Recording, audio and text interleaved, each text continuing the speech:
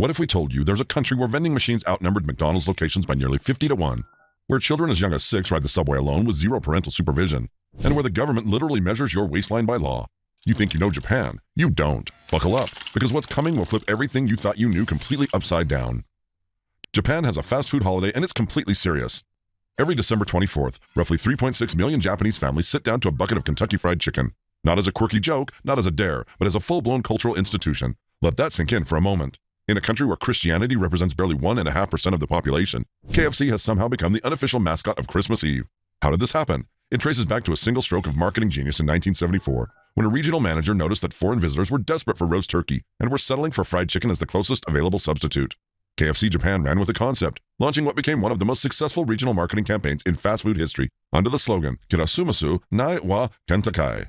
Kentucky for Christmas. Today, Japanese consumers place their KFC Christmas orders weeks in advance. Pre-orders open as early as October. The December revenue spike is so dramatic that KFC's Japan monthly earnings literally double during the holiday season. This isn't a novelty anymore. It's a multi-generational tradition that grandparents pass down to grandchildren, all centered around a paper bucket of extra crispy chicken.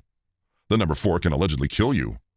This is not hyperbole. The British Medical Journal published research findings showing that Japanese and Chinese populations demonstrated a statistically measurable 13% increase in fatal cardiac events, specifically on the 4th day of each month. The phenomenon even has a clinical name. It's been called the Baskerville effect, after the Sherlock Holmes story. The underlying cause, in Japanese, the word for number 4 is shi, which is phonetically identical to the Japanese word for death. Different kanji, same sound, catastrophic association. The anxiety surrounding the number 4, known as tetraphobia, has worked its way into the architecture, retail, and medical infrastructure of the entire country. Hospitals and high-rise buildings routinely skip floor 4 entirely, jumping from 3 straight to 5. Hotels emit room numbers containing 4 the same way Western buildings sometimes skip 13. Product packagings avoid groupings of 4. Gift-giving etiquette strictly prohibits offering 4 of anything to anyone. It's considered the equivalent of handing someone a funeral card. The psychology weight of a single number shaping national behavior at this scale is, by any measure, extraordinary. Bureaucracy in Japan is a time machine set to 1987. Japan is simultaneously one of the most technologically advanced and most administrative archaic societies on Earth, and the contrast will leave you genuinely bewildered. While the country produces cutting-edge robotics, operates the world's most punctual rail network, and leads global innovation in dozens of industries, the average resident still manages their government paperwork in person, with physical stamps, across incompatible computer systems that frequently cannot communicate with each other between different municipal departments. Relocating to a new neighborhood in Japan, for example, triggers a bureaucratic relay race that involves collecting freshly stamped documents from your original residential ward, traveling to your new ward office to exchange them, waiting for cross-ward verification to be processed and returned, and then separately registering with local administrative offices in your new area. A senior Japanese government official told Reuters that paper documents and physical seals remain deeply embedded in official processes. And this wasn't an apology, more of an explanation. A 2021 government audit revealed that approximately half of all administrative procedures in Japan still required in-person visits or physical document submission. For a society that invented the bullet train, this is a head-scratcher of epic proportions. Everyone carries a personal seal instead of a signature. Most of the world signs their name. Japan stamps it. The henko, a small cylindrical seal typically carved with the owner's family name in kanji, functions as the legally recognized equivalent of a signature across nearly every domain of Japanese life. And it's not as simple as owning one seal. A full adult henko setup typically involves 3 distinct seals. The maitomine for casual personal correspondence, the ginkoin registered with your bank for all financial transactions, and the jitsuin registered with the government for high-stakes legal documents. Corporate entities require additional sets of registered seals. The containers that house these seals resemble oversized lipstick cases and are treated with considerable seriousness. Losing your jitsuin is roughly the administrative equivalent of losing your entire identity documentation in one go. Despite sustained lobbying from digital reform advocates, the henko system remains deeply embedded in Japanese business culture. A 2020 survey found that over 70% of companies still required physical seal use for internal approvals, even when employees were working remotely during the pandemic, which in some cases meant workers physically commuting into offices solely to stamp a single document before going home. Japan is so safe it will make you paranoid in every other country. After spending time in Japan, returning to most of the rest of the world feels like a genuine threat assessment exercise. Japan's 2022 homicide rate sat at approximately 0.2 per 100,000 residents, a figure so low it barely registers as a statistical category in comparative criminology. For context, the United States recorded roughly 6.3 homicides per 100,000 people in the same period, meaning Japan's murder rate is more than 30 times lower. Property crime figures are equally striking. Theft rates in Japan hover around 389 incidents per 100,000 people annually, while comparable figures for England and Wales exceed 2,900 per 100,000, nearly 8 times higher. People routinely leave laptops unattended at cafe tables to hold their seat while they order. Wallets and phones left on trains are turned in to station lost and found containers at extraordinary rates. The National Lost Property System processes millions of returned items per year, and the return rate for cash is genuinely astonishing. Studies suggest that Japanese people return upward of 70% of lost cash to authorities. Part of this is cultural infrastructure. Part of it is the Koban system, neighborhood police boxes staffed by officers who function more like community liaisons than law enforcement, helping residents with directions, lost items, and local concerns. Umbrella culture is its own entire social science. Japan receives somewhere between 1,200 and 1,800 millimeters of rainfall annually depending on region, which means umbrellas are a constant fixture of daily life. But the Japanese relationship with umbrellas reveals something profound about the country's collective psychology around shared spaces and personal property. Because umbrellas tend to look identical, typically plain black, and because Japanese culture generally has an exceptionally low tolerance for taking things that don't belong to you, the accidental umbrella swap became enough of a recurring phenomenon that businesses developed an entire infrastructure around it. Umbrella lockers are now standard features outside supermarkets, department stores, offices, and government buildings. They operate like mini storage units. A small coin secures your umbrella while you're inside, and the system keeps dripping wet umbrellas out of pristine interiors. In 2019, Japan counted approximately 122 million umbrella purchases annually, nearly one per person per year, suggesting that umbrella loss is so frequent it's simply baked into the national consumer economy. Some estimates suggest umbrella borrowing accounts for a significant share of those replacements. Police clear homicide cases at a rate that defies belief. Japan's homicide clearance rate, the proportion of murder cases that result in an arrest or prosecution, sits at approximately 95%. The United States, by comparison, clears roughly 60% of homicides. The gap isn't simply explained by volume. Japan's investigative rigor is genuinely extraordinary by global standards. Japanese detectives are known for meticulous, time-intensive case work, and public cooperation with police investigations is high, in part because the Koban system creates genuine community familiarity between officers and residents. The Koban, small neighborhood police stations, sometimes staffed by a single officer, were established in their modern form in 1874 and have been a cornerstone of Japanese community policing ever since. These stations are not intimidating enforcement outposts. They function more like neighborhood concierge services that happen to carry badges. Police ask their local Koban officers for maps, for help finding lost pets, for guidance on local regulations. The result is a law enforcement relationship with the public that most countries can only aspire to.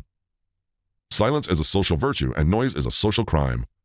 Tokyo is the largest metropolitan area on Earth, home to approximately 37 million people across its greater urban zone. Osaka ranks among Asia's most commercially vibrant cities, and yet, step onto a Tokyo metro car during rush hour, packed body to body with thousands of commuters, and the silence will feel almost surreal. Japan treats public quiet as a civic responsibility. Mobile phone calls on public transit are prohibited by written policy and enforced by social pressure so reliable that the written rules are almost redundant. Conversations between friends are conducted in hushed tones.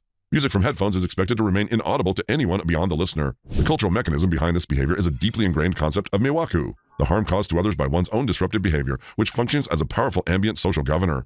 The exceptions to Japan's noise ethic are telling. Pachinko parlors, gambling arcades, operate at genuinely assault-level volumes. Election season brings campaign vehicles blasting slogans from speakers at decibel levels that violate the spirit of every other social norm the country holds.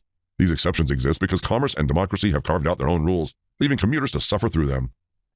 No is a word that practically doesn't exist.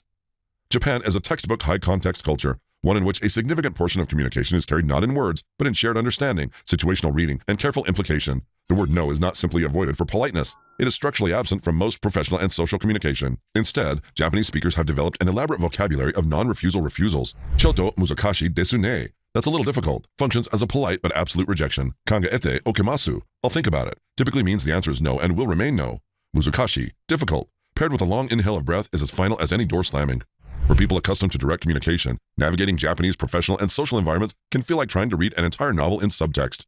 The system emerges from a cultural framework called tatame, the public-facing, harmonious presentation of self that prioritizes group comfort over individual expression, which operates in perpetual tension with hone, the authentic private self that emerges only among trusted intimates. Understanding this duality is arguably the single most important key to comprehending Japanese social behavior at every level.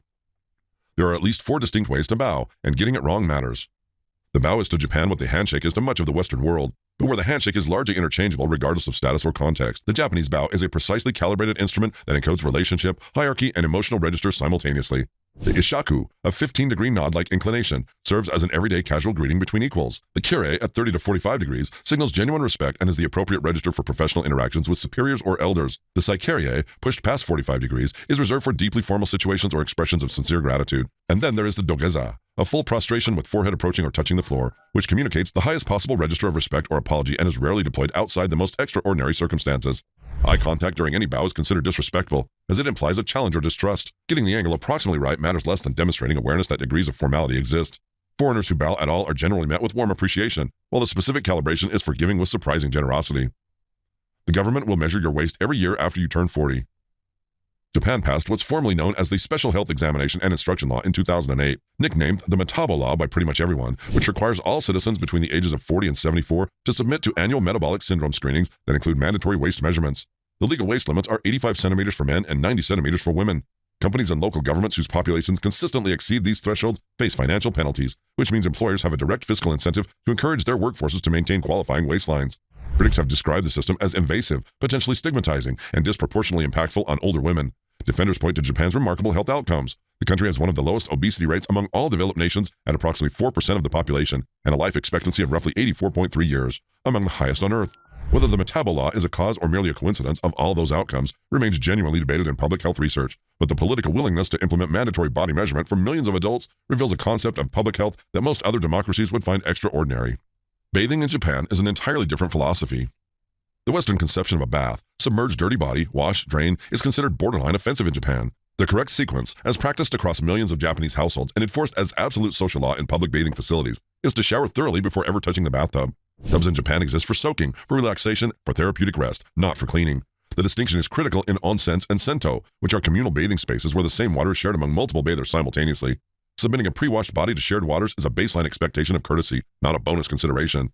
Japan's onsen culture is extensive. The country sits atop of one of the world's most geologically active regions, and there are approximately 27,000 registered hot spring sources across the nation, producing mineral-rich water that has been used therapeutically for over 1,000 years.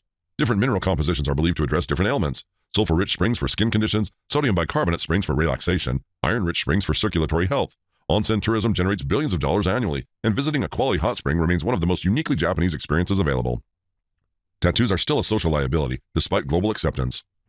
In the 17th century, Japanese authorities used tattooing as a punitive marking system for convicted criminals, permanently branding offenders on the face or arms as a public identification of their crimes. By the 20th century, that association had migrated from the criminal justice system directly into organized crime culture, where the elaborate full-body tattoos known as irozumi became the signature aesthetic of the Yakuza, Japan's most powerful criminal networks. That layered history means that tattoo stigma in Japan runs far deeper than simple fashion conservatism. As recently as 2020, surveys found that over 60% of onsens maintained outright bans on tattooed guests, and the practice extends to public pools and many gyms.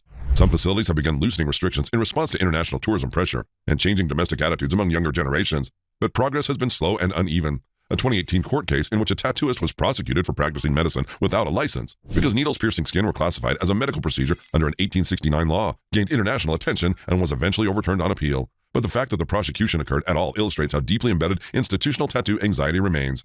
Japan's work culture is both legendary and genuinely dangerous.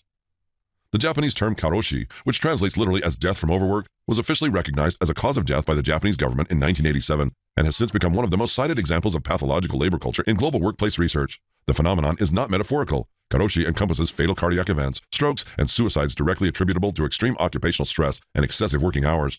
Japan's Ministry of Labor began publishing annual karoshi reports in 2014, and the numbers have remained stubbornly persistent despite decades of public health campaigns. Approximately 1 in 4 Japanese companies expects employees to work more than 80 hours of overtime per month, a figure that translates to a working schedule that leaves essentially no time for sleep, social connection, or recovery. The cultural mechanism reinforcing these hours is a concept called presence culture, the expectation that leaving the office before your superior is a signal of insufficient dedication, regardless of whether your work is complete. This creates an arm race of performative endurance where everyone stays late because everyone else is staying late, producing a workforce that is simultaneously exhausted, anxious, and, according to OECD productivity ratings, only the 29th most productive among 38 surveyed nations. Japan has fallen from 19th in 1970 to 29th today, suggesting that working harder is producing measurably worse economic results. Loneliness in Japan has become a public health emergency. In 2021, Japan became one of the first countries in the world to appoint a Minister of Loneliness, a cabinet-level government official specifically tasked with addressing what has been identified as a national epidemic of social isolation. The appointment followed data showing that approximately 47% of Japanese adults reported experiencing loneliness at least occasionally, with younger adults registering higher rates than might be expected. 1 in 3 unmarried Japanese men reports never having been in a romantic relationship. Japan's birth rate has fallen to record lows. A 2023 government report recorded a total fertility rate of 1.2, well below the 2.1 replacement level, representing a demographic trajectory with profound economic consequences. The contributing factors are debated, but consistently include the country's punishing work culture, the high cost of child rearing in urban environments, and a documented decline in opportunities for organic social connection that parallels the rise of remote work and digital entertainment. Japan's hikikomori phenomenon, complete social withdrawal, often lasting years, practiced by individuals who rarely or never leave their homes, is estimated to affect over 1 million people nationally, making it one of the world's largest documented populations of long-term social isolates. Japan's gender gap ranking will surprise you. In the 2024 World Economic Forum Global Gender Gap Report, Japan ranked 118th out of 146 surveyed nations, placing below Tunisia, Bahrain, and Nepal in measured gender equality across economic participation, educational attainment, health, and political empowerment. For a country that considers itself modern and globally influential, this ranking is both startling and revealing. Japanese mothers perform an average of 3.6 times more domestic labor than Japanese fathers, according to government survey data collected in 2020, a disparity that persists even in dual-income households, where both parents are working equivalent full-time schedules. The consequence is a documented pattern of workforce exit by women following childbirth. Large percentages of Japanese women transition to part-time employment or leave professional careers entirely, not from preference but from the structural impossibility of balancing near-total domestic responsibility with the expectations of Japanese corporate culture. A relative issue is the persistence of what critics call seniority-based promotion systems that favor long, unbroken tenure, a framework that systematically disadvantages anyone who takes career breaks for caregiving. Japanese children have more independence than almost any kids on Earth. At ages that would trigger immediate calls to child protective services in many Western countries, Japanese elementary school students routinely navigate urban public transit systems alone, run neighborhood errands, and travel significant distances to school on foot or by train, all without adult accompaniment. The practice is so normalized that it has been studied by developmental psychologists internationally as a model of child independence. A 2015 documentary segment on the practice became globally viral, astonishing viewers in countries where the concept of a 7-year-old riding the subway alone was entirely alien. The infrastructure enabling this independence is multiple. Japan's crime rate against children is among the lowest in the developed world. Its transit systems are among the most reliable and navigable, and the cultural expectation that community members share responsibility for child safety creates a form of ambient supervision. In Tokyo, children's solo commutes are sometimes organized into designated walking routes where neighbors informally watch for kids along the path. The practice is considered a foundational element of child development philosophy, the idea that competence and confidence grow from real-world responsibility, not protective insulation. Cleaning is a core academic subject. Every school day in Japan, a period of time is set aside for what's called soji, school cleaning. Students are organized into groups and assigned rotating responsibilities covering their classrooms, hallways, bathrooms, and common areas. Teachers do not supervise from a distance. They participate alongside students. The practice is not supplemental activity or an occasional event. It is a daily institutional ritual embedded in the school schedule with the same seriousness as mathematics or language class. The underlying pedagogical philosophy holds that students who clean the spaces they inhabit develop a fundamentally different relationship with public and shared environments, one characterized by ownership, responsibility, and respect. The behavioral transfer is believed to be direct. Japan's extraordinary low rates of public littering and vandalism are often cited by educators and sociologists as downstream effects of soji culture. The same philosophy extends to school lunch. In most Japanese schools, students serve lunch to each other from rolling carts in their classrooms. No cafeteria lines, no food service workers for this function. Students wearing serving aprons and masks portion food, clean up afterward, and return equipment to the kitchen. The communal meal is treated as an extension of both nutrition and civic education simultaneously. School uniforms have seasonal lockout dates that ignore actual weather. Japan's school uniform culture is nationally pervasive, with the overwhelming majority of middle and high school students wearing standardized uniforms. But the rules around uniforms include a feature so rigidly observed it has become something of a national in-joke. Uniform seasonality is governed by calendar dates, not atmospheric conditions. Summer uniforms may not be worn before June 1st regardless of temperature. Winter uniforms must be adopted by December 1st regardless of warmth. In regions where spring arrives aggressively early or autumn lingers unusually warm, students sweat through heavy winter blazers in October heat or shiver in short-sleeved summer skirts during late May cold snaps. The practice reflects a broader Japanese cultural tendency to follow structured seasonal transitions, the concept of kisetsukan or seasonal awareness that governs everything from food menus to fashion choices across the entire society, not just schools. Department stores transition their floor layouts and merchandise on fixed seasonal schedules. Restaurants swap out menu items on predetermined dates. The calendar in Japan carries an authority that the actual weather simply doesn't override. Convenience stores in Japan operate at a level that defies the word convenience. The konbini, Japan's approximately 56,000 convenience stores representing chains including 7-Eleven, Family Mart, and Lawson, are among the most sophisticated retail environments in the world, and describing them as convenience stores barely captures their scope. Japanese konbini serve as 24-hour multi-service hubs where residents pay utility bills, collect package deliveries, submit government documents, print official forms, purchase high-quality prepared meals, access ATMs, fax documents, and buy concert tickets, sometimes all in a single visit. The prepared food quality in konbini is genuinely remarkable by any international standard. Onigiri, sandwiches, hot foods, and seasonal specialties are produced fresh multiple times daily and are consumed by approximately 50% of Japanese people at least once per week. A 2019 consumer survey found that the average Japanese adult visits a konbini more than twice per week. During natural disasters, konbini networks have functioned as a critical emergency supply infrastructure, coordinating with government agencies to serve as distribution points for food and essential goods. The sheer density of the network means that virtually no urban or suburban Japanese resident lives more than a few miles from one. Cash still rules, and technology hasn't changed that. Despite Japan's reputation as a technology-forward nation, home to advanced robotics, world-leading consumer electronics, and one of the most sophisticated transit payment systems on Earth, a substantial portion of commercial transactions still occur exclusively in cash. A 2022 Bank of Japan survey found that cash was used in approximately 56% of point-of-sale transactions, compared to an average of below 30% in many comparable European economies. Smaller restaurants, traditional shops, temples, shrines, and many service providers either prefer or require cash exclusively. Tourists who arrive expecting contactless payment ubiquity are frequently surprised. The underlying reasons are complex. Deep cultural trust in physical currency, consumer privacy concerns about digital transaction records, and a retail infrastructure where many small business owners have not found the economics of card processing compelling. Japan's government has been pushing active cashless adoption, setting a target of 40% cashless transactions by 2025, but uptake has been slower than projected, and the cultural attachment to physical currency remains a genuine feature of daily Japanese economic life. Food safety in Japan operates at a level most countries can't match. Japan is one of the few countries in the world where raw chicken appears on restaurant menus as a standard menu item. Torisashi, thinly sliced raw chicken sashimi, and yakitori tartare are served in specialized establishments across the country, and their safety is underwritten by food supply chain standards so rigorous that the contamination rates that would make these dishes inevitable elsewhere simply don't apply in Japan. The country's food safety regulatory framework involves multiple layers of inspection, temperature control requirements, supply chain documentation, and ingredient sourcing restrictions that collectively produce one of the lowest rates of foodborne illnesses per capita among all developed nations. Japan enforces pesticide residue standards that are significantly stricter than those of the United States and European Union on dozens of agricultural products. The concept of shun, eating produce at its seasonal peak, reinforces freshness at the market level, meaning that the cultural preference for seasonal food happens to align with food safety best practices. Japan's food culture treats the relationship between origin, handling, and consumption as a continuous chain of responsibility, with failure at any point considered unacceptable. Some prescription drugs legal everywhere else will get you arrested. Arriving in Japan with medications you've taken safely for years in your home country and finding yourself in legal jeopardy is not a hypothetical scenario. It has happened to hundreds of foreign nationals, including tourists and business travelers. Japan maintains some of the strictest pharmaceutical import restrictions in the world, and the list of prohibited substances include medications that are standard prescriptions in many other countries. Stimulant medications used to treat ADHD, including all amphetamine-based compounds, are entirely illegal in Japan regardless of prescription status. Certain antihistamines, decongestants containing pseudoephedrine, painkillers, and antidepressants are either restricted or require advanced government approval through a process called a Yokan Shomei import certificate.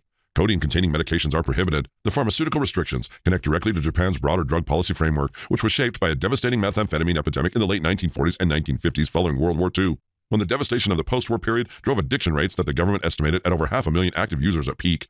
Japan's response was a zero-tolerance policy that made no legal distinction between personal possession and intent to distribute, meaning that having a single dose for personal use carries the same potential sentencing exposure as being a dealer. The country's harshest drug sentences, life imprisonment, are reserved for methamphetamine manufacturing and heroin trafficking. Trash sorting is a civic obligation with real consequences.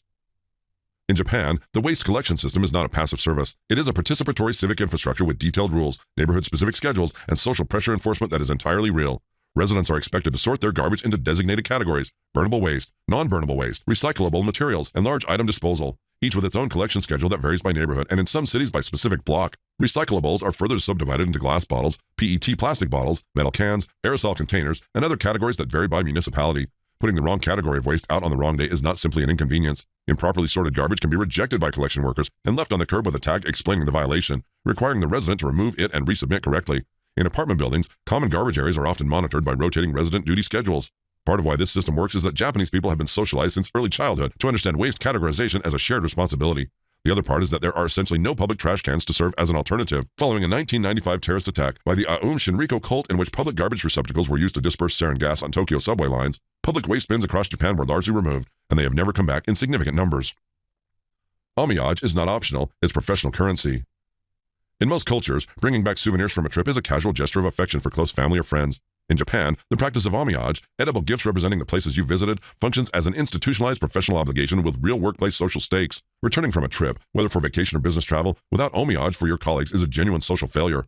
The gifts must be specifically local, regional sweets, seasonal specialties, or products uniquely associated with the destination, not generic purchases that could have been made anywhere. They must be sufficient in quantity to cover the entire office, not just personal favorites, and the gesture is explicitly understood as compensation for the inconvenience your absence placed on colleagues who had to cover your work. Reciprocity is built into the system. When colleagues travel, they bring homage back for you. The institution creates a perpetual exchange economy of food gifts that simultaneously functions as relationship maintenance, professional acknowledgement, and cultural expression. Japan's regional confectionery industry is substantially sustained by homage demand. Products like Hokkaido white chocolate, Kyoto Yatsuhashi, and Hiroshima Momji Manju exist partly as edible geographic ambassadors in this tradition. Here's your final mind blower to take home. Japan has more vending machines per person than any other country on Earth. Approximately 1 for every 23 people, and those machines dispense not just drinks, but hot meals, fresh eggs, umbrellas, neckties, fishing bait, and yes, canned bread. A country where you can't find a trash can, but you can buy a full meal from a sidewalk robot at 3 in the morning. That is Japan. And if any of these facts made you say, wait, what? Then do me a favor, hit like, subscribe, and drop the craziest one in the comments, because this country isn't just wild, it's basically 5 planets wearing one name.